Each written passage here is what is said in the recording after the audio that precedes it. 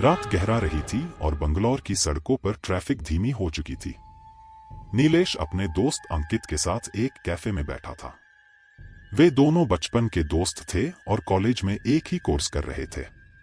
उनके बीच हमेशा बातें चलती रहती थीं, लेकिन उस रात कुछ अलग था। नीलेश का फोन लगातार बज रहा था और वह बार बार अपनी स्क्रीन को देख रहा था। क्या हुआ? कौन बार बार मैसेज कर रहा है? अंकित ने पूछा। पता नहीं, नीलेश ने कहा। कोई अनजान नंबर से व्हाट्सएप पर मैसेज आ रहे हैं। पहले सोचा कि कोई गलती से भेज रहा है, लेकिन अब कुछ गड़बड़ लग रहा है। अंकित ने नीलेश का फोन देखा। उस पर संदेशों की एक लंबी सूची थी, जो सभी एक ही नंबर से आ रहे थे। संदेशों में कुछ सामान्य वाक्य थे, लेकिन कुछ बहुत ही अजीब थे। उनमें से एक ने नीलेश के घर का पता बताया था, जबकि दूसरा उसके कॉलेज का नाम। कुछ संदेशों में अजीब तस्वीरें भी थीं, धुंधली और धूसर, जैसे कोई पुराना कैमरा हो। क्या तुमने किसी को अपना नंबर दिया था? अंकित ने पूछा। नहीं, नीलेश ने कहा। और यह नंबर भी मेरे कॉन्टैक्ट्स में नहीं है। अंकित ने सुझाव दिया कि वे पुलिस में रिपोर्ट करें, लेकिन नीलेश ने उसे टाल दिया। उसे लगा कि यह शायद किसी का मजाक है। लेकिन जैसे जैसे रात बढ़ी, मैसेज और अजीब होते गए। अब उनमें धमकियां भी थीं, जिसमें कहा गया था कि नीलेश को कुछ देखने के लिए बुलाया जा रहा है। अंकित ने फिर से कहा, नीलेश, यह ठीक नहीं है। हमें कुछ करना चाहिए। चलो, पहले इसे ब्लॉक करते हैं, नीलेश ने कहा। उसने नंबर को ब्लॉक कर दिया और फोन को बंद कर दिया। दोनों ने सोचा कि शायद इससे समस्या हल हो जाएगी।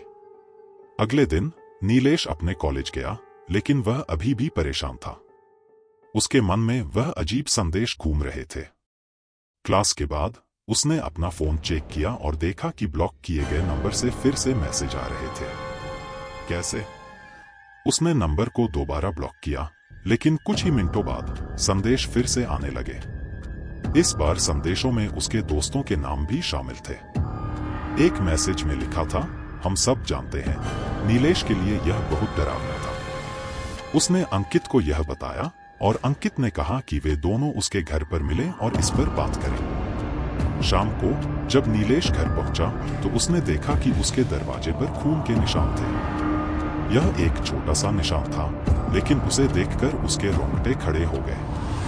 उसने तुरंत दरवाजा खोला और अंदर गया। सब कुछ सामान्य लग रहा था, लेकिन उसके मन में डर बैठ गया था। वह अपने कमरे में गया और फोन को टेबल पर रख दिया। तभी उसका फोन अचानक चालू हो गया और उसमें से एक वीडियो प्ले होने लगा। वीडियो में एक अंधेरा कमरा दिख रहा था और उसमें कोई चल रहा था। नीलेश ने वीडियो को ध्यान से देखा और वह जल्दी ही समझ गया कि यह उसका ही घर था। वीडियो में दिखने वाला व्यक्ति धीरे धीरे उसके कमरे की ओर बढ़ रहा था। उसने तुरंत फोन बंद किया और अंकित को कॉल किया, लेकिन कॉल कनेक्ट नहीं हुआ। उसने सोचा कि शायद नेटवर्क समस्या है, लेकिन उसका दिल जोर से धड़क रहा था। उसने घर के सभी दरवाजे और खिड़कियां बंद की और सोचा कि उसे पुलिस को बुलाना चाहिए। लेकिन इससे पहले कि वह कुछ कर पाता, उसके फोन में फिर से एक मैसेज आया। इस बार संदेश में लिखा था, तुम्हें चेतावनी दी गई थी। अब तुम्हें भागने का कोई मौका नहीं है। नीलेश को समझ नहीं आ रहा था कि यह सब क्या हो रहा है। तभी दरवाजे पर एक जोर की दस्तक हुई। उसने धीरे धीरे दरवाजा खोला, लेकिन बाहर कोई नहीं था। उसने दरवाजा बंद किया और अंदर गया। अचानक एक तेज हवा का झोंका आया और उसके फोन की स्क्रीन पर वही अजीब तस्वीरें फिर से आने लगी। नीलेश को महसूस हुआ कि वह अब सुरक्षित नहीं था। उसने सोचा कि उसे घर छोड़कर बाहर जाना चाहिए, लेकिन जैसे ही वह दरवाजा खोलने लगा, उसने देखा कि दरवाजा अंदर से लॉक हो चुका था। वह फंस चुका था। फोन पर मैसेज आते रहे और हर संदेश में लिखा था, तुम भाग नहीं सकते।